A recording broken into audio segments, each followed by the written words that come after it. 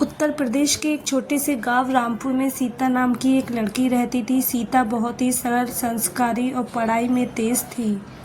उसके पिता रामलाल गांव के स्कूल में चपरासी थे और माँ सावित्री घरों में सिलाई करके परिवार चलाने में मदद करती थी। घर की आर्थिक स्थिति अच्छी नहीं थी, लेकिन उन्होंने अपनी बेटी को कभी किसी की कमी महसूस नहीं होने दी। सीता बचपन से ही बड़े सपने देखती थी। वह पढ़ लिखकर अध्यापिका बनना चाहती थी ताकि अपने माता पिता का सहारा बन सके, लेकिन समाज की पुरानी सोच और दहेज जैसी बुरी प्रथा ने उसके सपनों को धीरे धीरे घेरना शुरू कर दिया। जब सीता 20 साल की हुई तो उसके माता पिता ने उसके विवाह के बारे में सोचना शुरू किया। गांव और रिश्तेदारों का दबाव भी बढ़ने लगा था। हर कोई यही कहता, लड़की जवान हो गई है, जल्दी शादी कर दो। रामलाल जानते थे कि उनकी आर्थिक स्थिति इतनी मजबूत नहीं है कि वे भारी दहेज दे सके। फिर भी उन्होंने अपनी बेटी के लिए अच्छे लड़के की तलाश शुरू की। कुछ महीनों बाद पास के शहर से एक रिश्ता आया। लड़के का नाम राजेश था। वह सरकारी नौकरी करता था। उसका परिवार बाहर से बहुत सभ्य और समझदार दिखाई देता था। लड़के के माता पिता ने पहली मुलाकात में कहा, हमें दहेज नहीं चाहिए, बस अच्छी लड़की चाहिए। यह सुनकर रामलाल और सावित्री बहुत खुश हुए। उन्हें लगा कि शायद उनकी बेटी की किस्मत अच्छी है। जल्द ही शादी तय हो गई, लेकिन शादी की तारीख नज़दीक आते ही लड़के वालों का असली चेहरा सामने आया। एक दिन राजेश की माँ ने फ़ोन किया, देखिए जी, समाज में हमारी इज्जत है, लोग पूछेंगे कि बहू क्या लेकर आई। कम से कम एक मोटरसाइकिल और कुछ सोने के गहने तो होना ही चाहिए। रामलाल के पैरों तले ज़मीन खिसक गई। उन्होंने हाथ जोड़कर कहा, बहन जी, मैं गरीब आदमी हूँ, इतना सब देना मेरे बस में नहीं है। लेकिन उधर से कठोर आवाज़ आई, अगर शादी करनी है तो व्यवस्था करनी पड़ेगी। सीता ने अपने पिता को पहली बार इतना टूटता हुआ देखा। वह रोते हुए बोली, पिताजी, मेरी शादी मत करिए, मैं नौकरी कर लूँगी। लेकिन रामलाल समाज के डर से पीछे नहीं हट सके। उन्होंने अपनी छोटी सी ज़मीन बेच दी और कर्ज लेकर मोटरसाइकिल तथा गहनों की व्यवस्था की। धूमधाम से शादी हुई। सीता अपने नए घर चली गई। उसने सोचा कि अब सब ठीक हो जाएगा, लेकिन यह तो उसके दुखों की शुरुआत थी। शादी के कुछ दिनों तक सब सामान्य रहा। फिर धीरे धीरे सास और नंद का व्यवहार बदलने लगा। सास रोज ताने देती और बाप ने बस इतना ही दिया, हमारे रिश्तेदारों की बहुएं कार लेकर आई हैं। राजेश भी अब बदल चुका था। जो व्यक्ति शादी से पहले मीठी बातें करता था, वही अब छोटी छोटी बातों पर गुस्सा करने लगा। एक रात राजेश ने कहा, अपने बाप से कहो कि हमें कार चाहिए, मेरे दोस्तों के सामने मेरी बेइज्जती होती है। सीता ने डरते हुए कहा, पिताजी पहले ही बहुत कर्ज में है। राजेश ने गुस्से में उसे थप्पड़ मार दिया। मुझे बहाने मत सुनाओ। उस दिन के बाद सीता की जिंदगी नरक बन गई। उसे सुबह से रात तक घर का सारा काम करना पड़ता। खाने तक के लिए उसे ताने सुनने पड़ते। कभी सास बाल पकड़कर मारती तो कभी पति बेल्ट से पीटता। सीता कई बार अपने मैके जाना चाहती, लेकिन हर बार सोचती कि उसके माता पिता पहले ही बहुत परेशान हैं। एक दिन सावित्री अपनी बेटी से मिलने आई। उन्होंने देखा कि सीता के हाथ पर चोट के निशान हैं। उन्होंने पूछा, बेटी, यह सब कैसे हुआ? सीता मुस्कुराने की कोशिश करते हुए बोली, कुछ नहीं माँ, काम करते समय लग गया। लेकिन माँ सब समझ गई। उन्होंने बेटी को गले लगाकर कहा, अगर तू दुखी है तो मेरे साथ चल।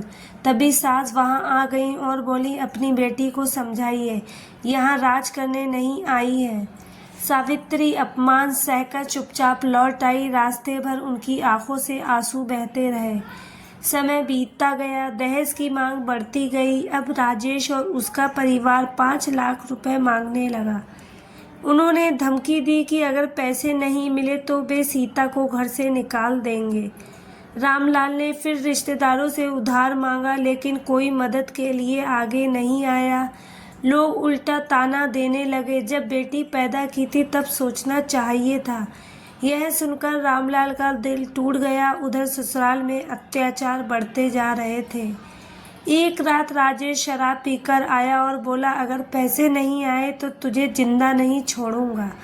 सीता पूरी रात डर के मारे कांपती रही। कुछ दिनों बाद सीता गर्भवती हो गई। उसे लगा कि शायद बच्चे के आने से सब बदल जाएगा, लेकिन ऐसा नहीं हुआ। सास बोली, पहले पैसा लेकर आ, फिर बच्चे की खुशी मनाएंगे। गर्भ व्यवस्था में भी सीता से भारी काम करवाया जाता। उसे ठीक से खाना नहीं दिया जाता। उसकी तबीयत बिगड़ने लगी। एक दिन काम करते समय वह बेहोश होकर गिर पड़ी। पड़ोस की एक महिला उसे अस्पताल लेकर गई। डॉक्टर ने कहा, अगर ध्यान नहीं रखा गया तो माँ और बच्चे दोनों की जान खतरे में पड़ सकती है। लेकिन घर लौटने पर भी किसी ने उसकी परवाह नहीं की। धीरे धीरे सीता मानसिक रूप से टूटने लगी। उसे लगने लगा कि उसका जीवन बोझ बन गया है। एक रात उसने अपने पिता को फ़ोन किया और रोते हुए कहा, पिताजी मुझे बचा लीजिए। रामलाल तुरंत बेटी के घर पहुंचे। उन्होंने हाथ जोड़कर कहा, मेरी बेटी को मत सताइए। मैं गरीब आदमी हूं, लेकिन जितना हो सकेगा करूंगा। राजेश के पिता ने कठोर स्वर में कहा, हमें पैसा चाहिए, नहीं तो अपनी बेटी को ले जाइए। रामलाल बेटी को अपने साथ ले आए। गांव में लोगों ने तरह तरह की बातें बनानी शुरू कर दी। कोई कहता लड़की में ही कुछ कमी होगी, कोई कहता ससुराल छोड़कर आना अच्छी बात नहीं है। समाज हमेशा लड़की को ही दोषी देता है। सीता ने कुछ महीनों बाद एक बच्ची को जन्म दिया। बच्ची को देखकर रामलाल और सावित्री की आंखों में खुशी के आंसू आ गए। लेकिन समाज ने वहाँ भी ताने दिए। पहली संतान बेटी हुई है। सीता ने तय कर लिया है कि वह अपनी बेटी को कमज़ोर नहीं बनने देगी। उसने सिलाई का काम शुरू किया और धीरे धीरे बच्चों को ट्यूशन पढ़ाने लगी। एक दिन गांव में महिलाओं के अधिकारों पर एक कार्यक्रम हुआ। वहां एक सामाजिक कार्यकर्ता आई। उन्होंने दहेज प्रथा और महिलाओं पर होने वाले अत्याचारों के खिलाफ आवाज़ उठाने की बात कही। सीता ने पहली बार महसूस किया कि चुप रहना समाधान नहीं है। उसने हिम्मत करके पुलिस में शिकायत दर्ज कराई। शुरुआत में पुलिस ने भी लापरवाही दिखाई, लेकिन सामाजिक संस्था की मदद से मामला आगे बढ़ा। राजेश और उसके परिवार पर दहेज प्रथा उत्पीड़न का केस दर्ज हुआ। गांव के लोग हैरान थे कि एक साधारण लड़की ने इतनी हिम्मत दिखाई। अदालत में कई महीनों तक सुनवाई चली। राजेश का परिवार बार बार समझौते का दबाव डालता रहा, लेकिन सीता अब बदल चुकी थी। उसने अदालत में कहा, मैं सिर्फ अपने लिए नहीं लड़ रही, उन सभी लड़कियों के लिए लड़ रही हूँ जिन्हें दहेज के नाम पर प्रताड़ित किया जाता है। उनकी आवाज़ में दर्द भी था और साहस भी। अदालत ने राजेश और उसके परिवार को दोषी ठहराया। उन्होंने सज़ा मिली और सीता को न्याय मिला। लेकिन न्याय मिलने के बाद भी उसके दिल के घाव पूरी तरह नहीं भर सके। उसने अपने जीवन के सबसे खूबसूरत साल अत्याचार सहते हुए बिताए थे, फिर भी उसने हार नहीं मानी। सीता ने अपनी पढ़ाई पूरी की और एक स्कूल में अध्यापिका बन गई। अब वह गांव की लड़कियों को पढ़ाने लगी। वह अपने आत्मनिर्भर बनने की सीख देती। वह अक्सर अपनी छात्राओं से कहती, शादी जीवन का उद्देश्य नहीं है, सबसे ज़रूरी है आत्मसम्मान और शिक्षा।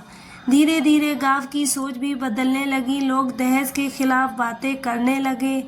कई परिवारों ने बिना दहेज शादी करने का फैसला लिया। एक दिन गांव में सामूहिक विवाह समारोह आयोजित हुआ। वहां दूल्हों ने मंच से घोषणा की, हम दहेज नहीं लेंगे।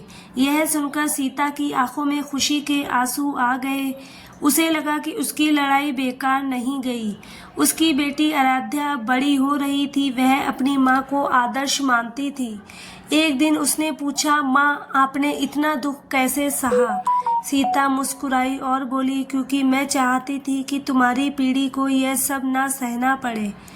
आराध्या अपनी माँ का हाथ पकड़ लिया। समय के साथ सीता महिलाओं के अधिकारों के लिए काम करने लगी। वह गांव जा जाकर लोगों को दहेज प्रथा के नुकसान समझाती।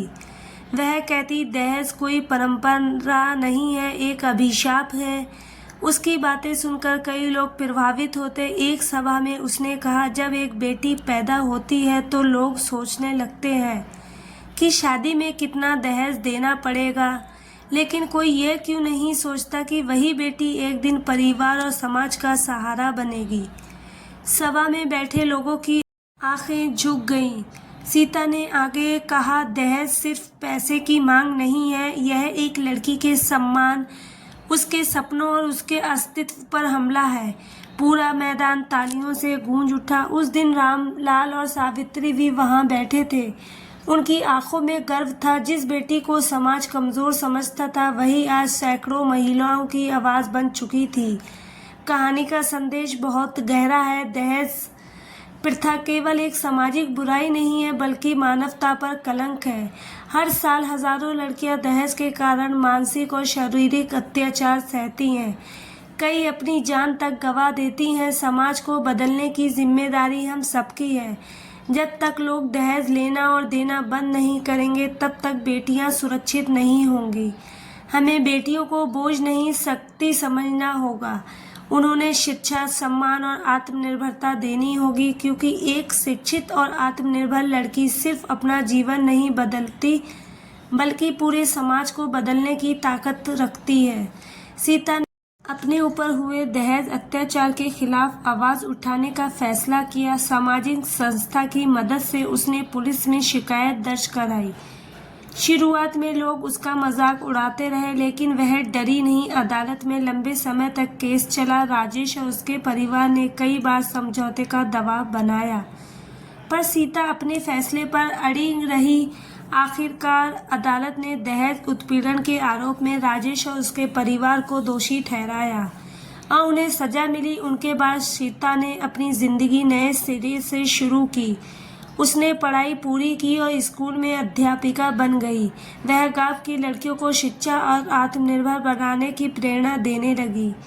धीरे धीरे गांव के लोगों की सोच बदलने लगी। कई परिवारों ने बिना दहेज शादी करने का निर्णय लिया। सीता महिलाओं के अधिकारों के लिए काम करने लगी और हर जगह जाकर लोगों को समझाने लगी, दहेज एक अभिशाप है जिसे खत्म करना बहुत जरूरी है। उसकी बेटी आराध्या अपनी माँ को आदर्श मानती थी। सीता को अब यह विश्वास हो गया था, अगर महिलाएं हिम्मत करें तो समाज की सबसे बड़ी बुराई को भी बदल जा सकती है। तो दोस्तों, इस कहानी को लेकर आपकी क्या राय है, कमेंट बॉक्स में ज़रूर बताएं। और अगर आपको हमारी आज की कहानी अच्छी लगी हो तो प्लीज़ लाइक ज़रूर करें। अगर आपने अभी तक हमारे चैनल को सब्सक्राइब नहीं किया है तो कर लीजिए। तो मिलते हैं ऐसी ही एक और मोटिवेशनल कहानी के साथ। थैंक यू सो मच दोस्तों।